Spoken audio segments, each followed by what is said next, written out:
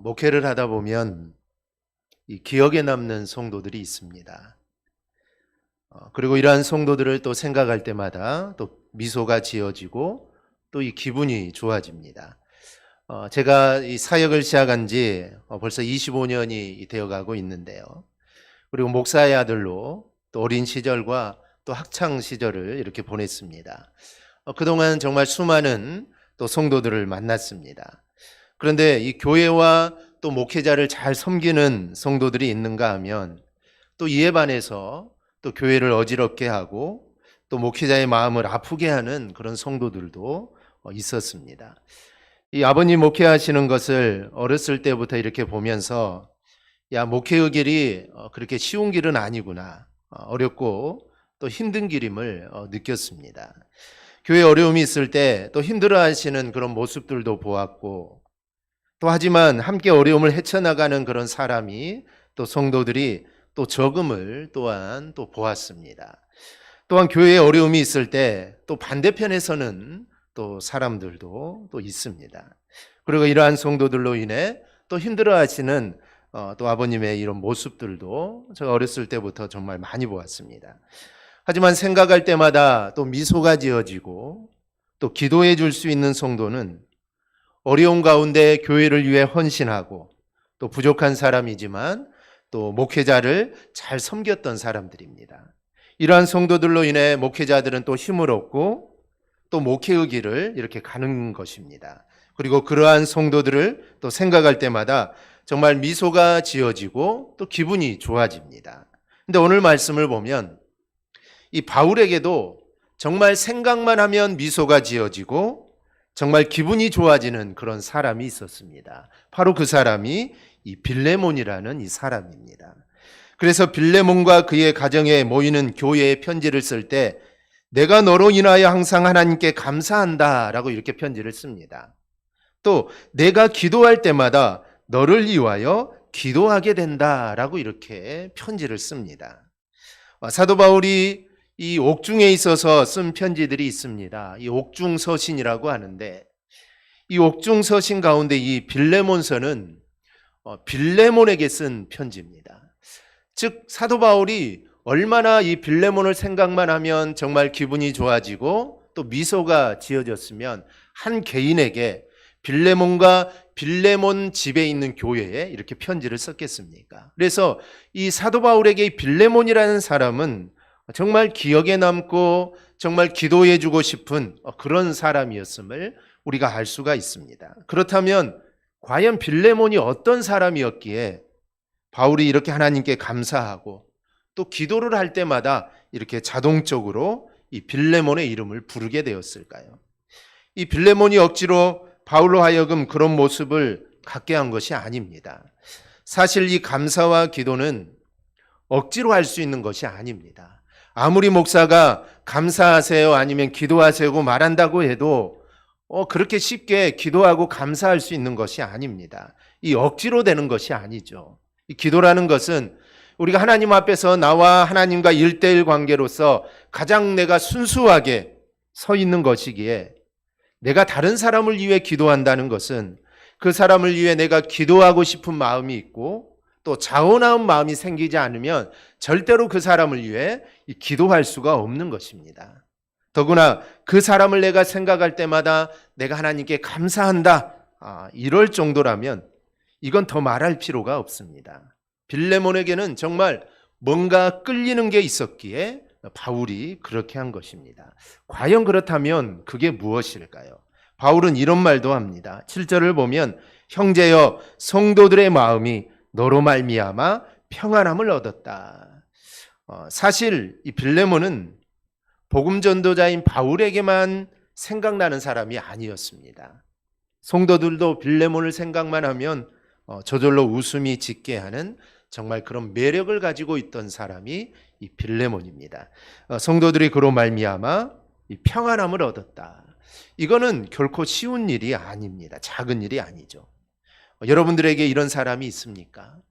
정말 내가 불안하고 정말 답답한데 이 사람만 생각하면 내 마음이 평안해집니다. 즉 바울과 이 성도들에게 빌레몬은 이런 사람이었다라는 것입니다. 그래서 바울은 7절에서 너의 사랑으로 내가 많은 기쁨과 위로를 받았다라고 말을 합니다.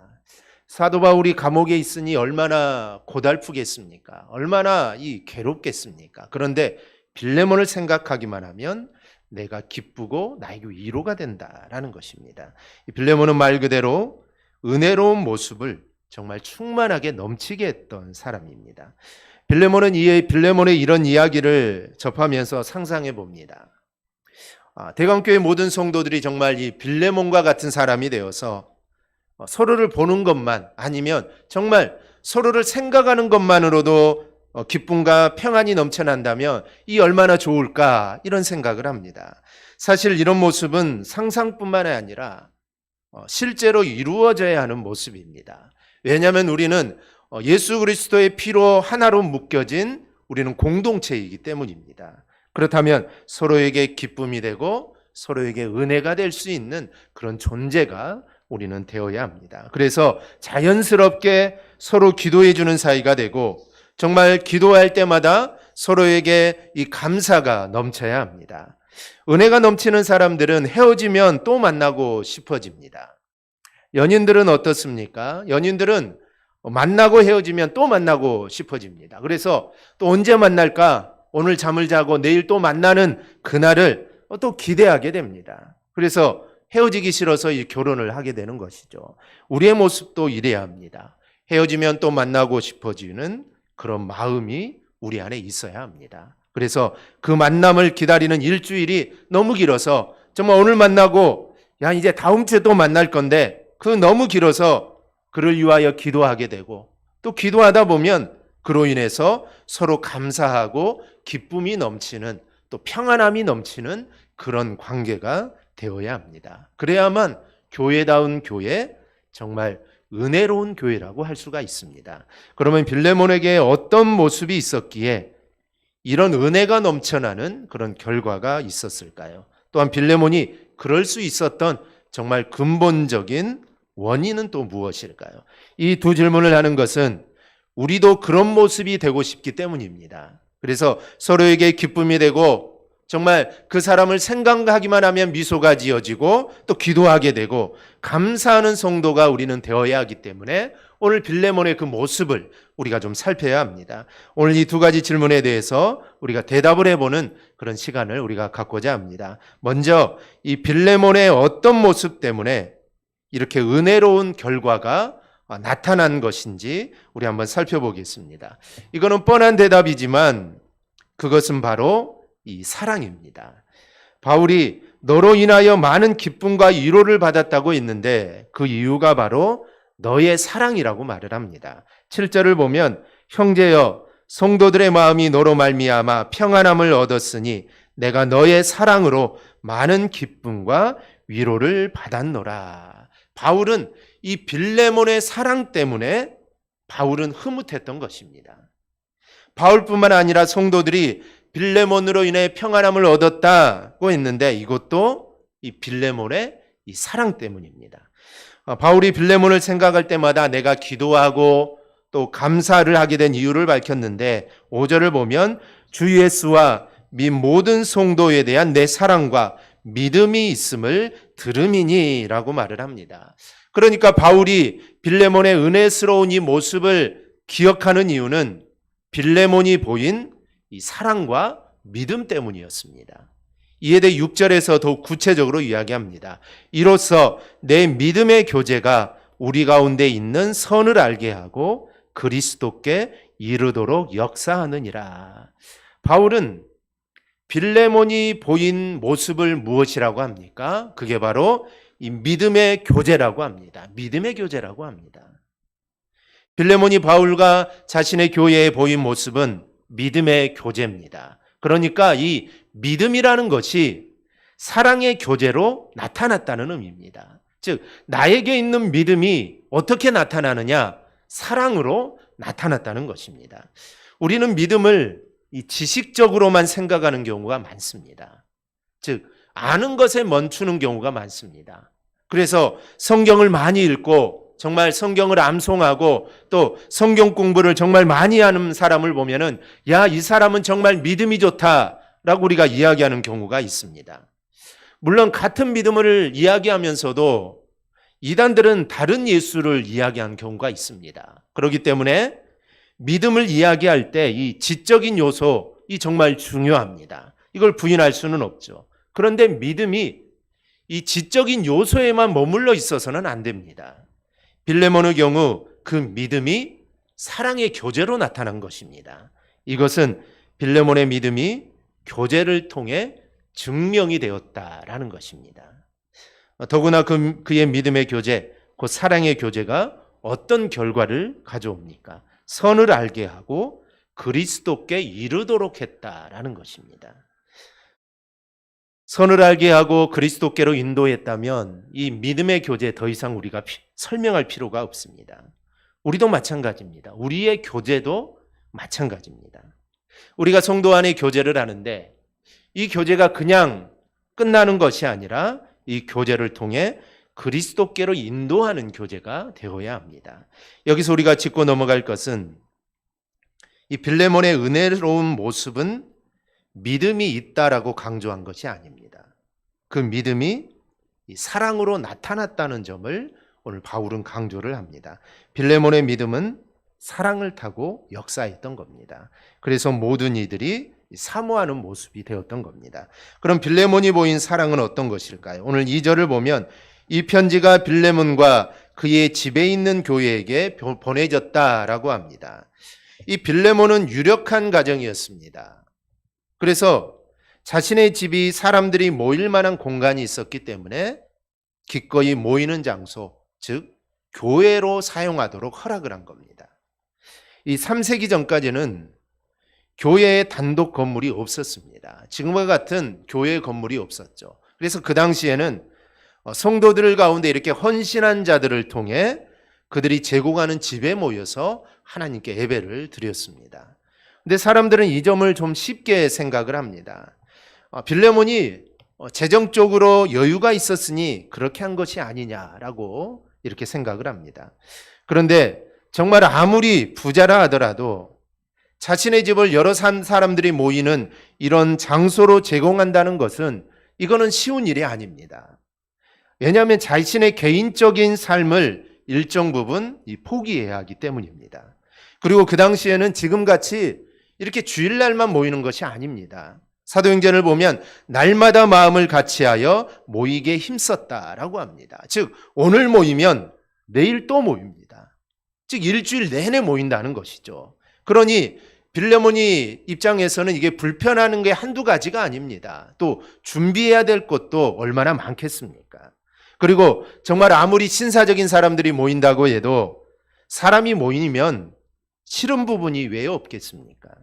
이런 점을 생각한다면 빌레몬이 자신의 집을 에베오 처소로 제공한다는 것은 정말 감당해야 할 일들이 결코 작다고 볼 수가 없습니다. 돈으로 해결되는 문제가 아닙니다. 그런 어려운 점들을 빌레몬은 잘 감당하여서 다른 사람들에게 이 평안을 가질 수 있도록 해주었던 것입니다. 이것은 성도들을 사랑하였기에 그렇게 할 수 있었던 겁니다. 성도를 사랑하는 마음이 없었다면 아마 그렇게 할 수 없었을 겁니다. 빌레몬의 사랑의 헌신이 부자였기 때문에 가능했지 만약에 그가 가난했다면 어떻게 그렇게 헌신할 수 있겠느냐라고 말을 하는데, 그래서 한 가지 더 예를 든다면 사도행전 9장에 나오는 이 다비다라는 여인입니다. 이 다비다가 죽었을 때 이 사람들이 베드로를 지체하지 말고 와달라고 부탁을 합니다. 베드로가 가보니 다락방에 다비다가 누워 있는데 그 앞에 그녀가 평소 사람들을 위하여 지었던 속옷과 겉옷이 있습니다. 그리고 그 주변에 함께 앉던 과부들이 모두 슬피 울고 있습니다. 여러분, 다비다는 가난한 과부였습니다. 그녀는 돈이 드는 방법으로 사랑을 실천할 수가 없었습니다. 그렇다고 그녀가 아무것도 하지 않았을까요? 아닙니다. 그녀는 바느질 솜씨를 발휘해서 어려운 사람들에게 겉옷과 속옷을 지어 나눠주는 일을 했습니다. 이를 통하여 얼마나 많은 사랑을 베풀었으면 그를 아는 모든 자들은 슬퍼하고 그의 시신 곁에 있었던 것이고 이 베드로를 청했던 것입니다. 이처럼 사랑을 실천하는 것은 재력으로 하는 것이 아닙니다. 자신의 입장에서 자신이 할 수 있는 헌신으로 이 사랑을 실천하는 것입니다. 만약 다비다가 정성을 다해서 그렇게 하지 않았다면 사람들이 그토록 슬퍼하지 않았을 것입니다. 빌레몬이나 다비다나 모두 자신이 할 수 있는 그 사랑을 아끼지 않고 보였던 것입니다. 저들은 자신들이 가진 믿음을 말로만 하지 않았습니다. 사랑의 실천으로 보였던 것입니다. 즉, 믿음은 사랑을 타고 역사하는 것입니다. 야고보 장로는 야고보서 2장 14절에서 만일 사람이 믿음이 있고 행함이 없으면 무슨 소용이 있냐라고 반문을 합니다. 또한 더 나가서 믿음이 있다면서 행함이 없다면 그 믿음으로 구원을 받겠느냐라고 이렇게 말을 합니다. 이 말씀은 오직 믿음으로 구원받는다라는 이 이신득이의 교리를 부정하는 것은 아닙니다. 사실 이 믿음과 행함이라는 것은 이 동전의 양면과 같습니다. 항상 병행되어 나타나는 것입니다. 믿음은 행함으로 입증되고 행함은 믿음 위에서만 올바른 가치를 지니게 되는 것입니다. 그러면서 야고보 사도는 구체적인 예를 듭니다. 16절입니다. 너희 중에 누구든지 그에게 이르되 평안히 가라, 덥게 하라, 배부르게 하라 하며 그 몸에 쓸 것을 주지 아니하면 무슨 유익이 있으리요. 정말 헐벗고 일용할 양식이 필요한 사람이 있는데 그 사람에게 말로만 평안하라, 말로만 더웁게 하라, 말로만 배부르게 하라 이렇게 한다면 무슨 소용이 있냐는 것입니다. 맞는 말입니다. 배부르고 배고프고 추워서 떠는 사람에게 예수 그리스도의 이야기를 하면서 굶지 말고 식사 잘 하시라고 한다면 그 사람이 배불러질까요? 그리고 따뜻하게 입고 다니라고 한다면 그 사람이 따뜻해집니까? 이건 아닙니다. 헐벗고 배고픈 사람에게 비록 값싼 옷일지 몰라도 자신의 겉옷이라도 벗어 덮어주어서 더웁게 해야 합니다. 진수성찬은 아닐지라도 자신의 음식 중 일부를 떼어서 나눠주어야 비로소 배고픔을 달랠 수 있는 것입니다. 말로만 하는 것은 아무 소용이 없습니다. 크고 작든 간에 사랑의 행동이 있어야 비로소 상대방에게 유익이 되는 것입니다. 그러면서 야고보 장로는 도전을 줍니다. 18절입니다. 어떤 사람이 말하기를 너는 믿음이 있고 나는 행함이 있으니 행함이 없는 내 믿음을 내게 보이라. 나는 행함으로 내 믿음을 내게 보이리라. 이 말은 너는 믿음이 있다고 하면서 정말 사랑을 실천하는 것이 하나도 없는데 네가 가진 믿음이라는 것이 무엇인지 나에게 좀 보여봐라 라는 겁니다. 나는 행함으로써 정말 작지만 작은 사랑을 실천함으로써 나는 내 믿음을 너에게 보이겠다라는 것입니다. 그렇습니다. 말로 믿음이 있다고 하는 것은 이거는 전혀 증명이 되지 않습니다. 믿음을 지식으로만 가지고 있는 것은 그 믿음에 대해서 아무런 증거가 되지 못합니다. 작은 것 하나라도 우리가 사랑으로 실천해 보일 때 비로소 그 믿음을 우리가 보이는 것입니다. 눈에 보이지 않는 믿음은 이 세상에서 사랑이라는 이 매개체를 타고 역사하는 것입니다. 그렇다고 사랑을 베푸는 모든 사람들이 믿음이 있는 것은 아닙니다. 하지만 믿음을 가졌다면, 정말 우리가 믿음을 가졌다면 반드시 사랑으로 그 믿음의 실체를 우리는 보여야 하는 것입니다. 바울이 빌레몬의 믿음과 사랑을 들었다는 것은 빌레몬이 사랑을 실천하는 것을 통하여 그 믿음을 들은 것입니다. 바울은 감옥에 있고 빌레몬은 이 빌레몬 교회에 있는데 어떻게 바울의 믿음을 볼 수 있겠습니까? 그런데 바울의 믿음을 그가 사랑으로 실천하는 그 모습들 하나하나를 보면서 사도 바울은 그의 믿음을 본 것입니다. 결국 빌레몬은 그의 믿음을 사랑으로 보였습니다.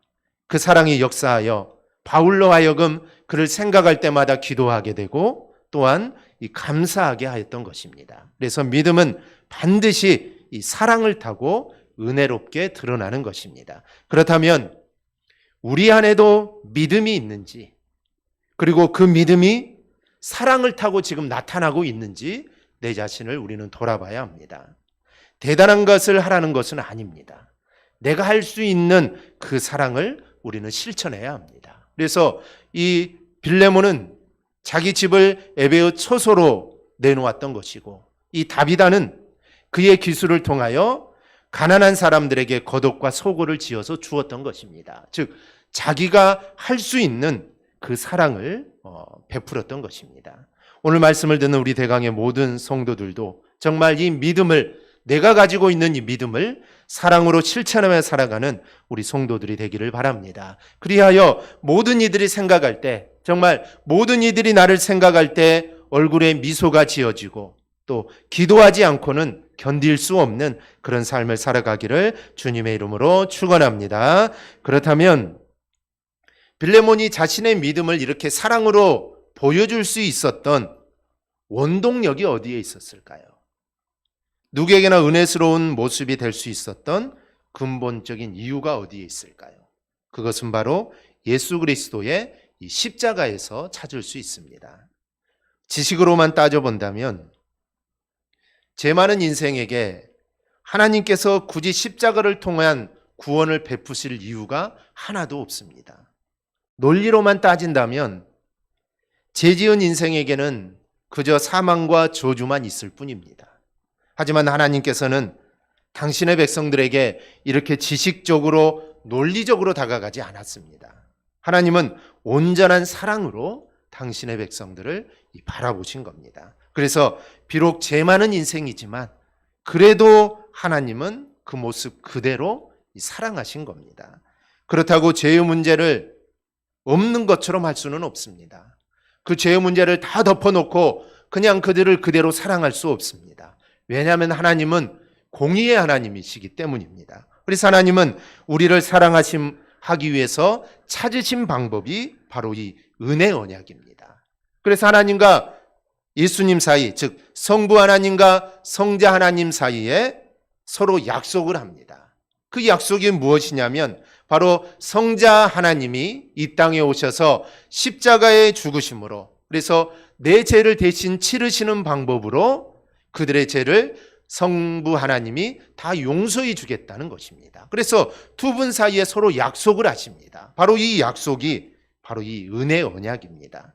이러한 방법을 선택하신 이유는 단 한 가지입니다. 바로 사랑하셨기 때문입니다. 사랑하셨기에 지식 논리를 이기신 것입니다. 그래서 이 십자가가 가능해진 것입니다. 성자 예수님도 마찬가지입니다. 그는 전능하신 하나님이십니다. 지식으로만 따진다면 죄 지은 인생이 사망과 어둠에 거하도록 그냥 내버려 두어도 됩니다. 하지만 그의 사랑이 이 모든 것을 다 덮어버린 것입니다. 예수님께서는 사랑으로 자기 백성들의 죄값을 자신이 해결하십니다. 그래서 십자가를 지신 것입니다. 이렇게 십자가는 부족한 인생에게 논리적으로 지식적으로만 따지지 아니하신 성부 하나님과 성자 하나님의 사랑이 있었기 때문에 이거는 가능했던 것입니다. 사실 하나님께서는 이런 고민을 할 필요가 없습니다. 이들을 어떻게 구원할까? 이들의 죄를 어떻게 사해 줄 수 있을까? 하나님은 이런 고민을 할 필요가 없습니다. 하지만 오직 죄인까지도 사랑하시는 그 사랑이 있었기에 십자가의 언약을 스스로 세우신 것입니다. 그리고 그 언약대로 예수님이 이 땅에 오시고 인류의 죄를 대신 지시고 십자가에 죽으신 겁니다. 그래서 십자가는 다른 말로 사랑입니다. 즉 십자가는 사랑입니다. 이 사랑이 없었다면 십자가도 없었을 것이고 십자가의 죽음도, 그리고 우리도 구원받을 수 없었을 겁니다. 존 파이퍼 목사님은 이런 말을 했습니다. 갈보리를 오르신 예수님의 발걸음은 그 걸음마다 나는 너를 사랑한다는 뜻이었습니다. 즉 십자가를 지고 골고다를 오르신 주님의 그 발걸음은 내가 너를 사랑한다는 그 사랑의 외침이었다는 것입니다. 십자가는 뜨거운 주님의 사랑을 담고 있습니다. 갈보리를 오르신 그 걸음 하나하나가 나를 사랑한다는 증거입니다. 그러므로 우리는 이 주님의 그 사랑을 절대로 잊어서는 안 됩니다. 그리고 그걸 기억하고 우리는 일평생 살아야 합니다.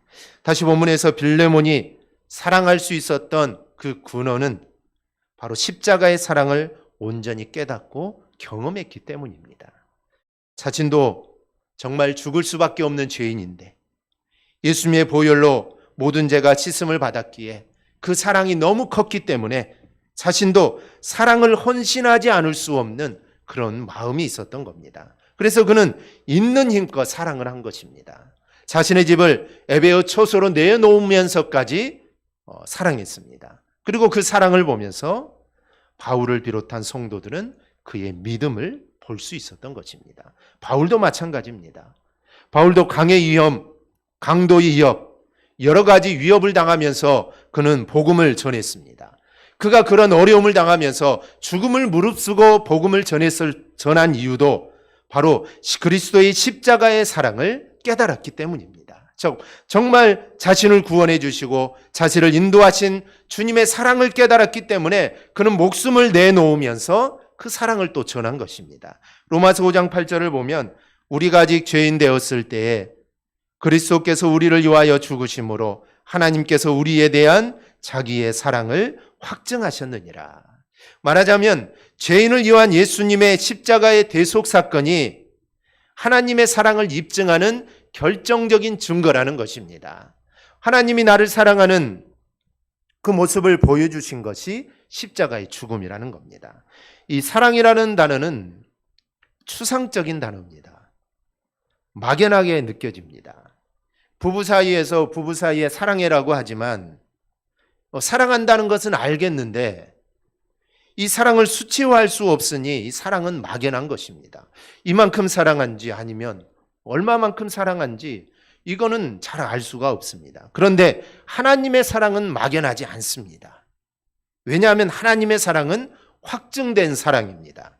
눈으로 볼 수 있고 우리가 느낄 수가 있습니다. 바로 예수 그리스도의 십자가에서 죽음으로 확증된 것입니다. 즉 자신의 아들, 독생자 하나밖에 없는 그 아들을 나를 위해 죽음으로 몰아넣은 그 사건을 통해 우리는 하나님의 사랑을 우리는 느끼는 것입니다.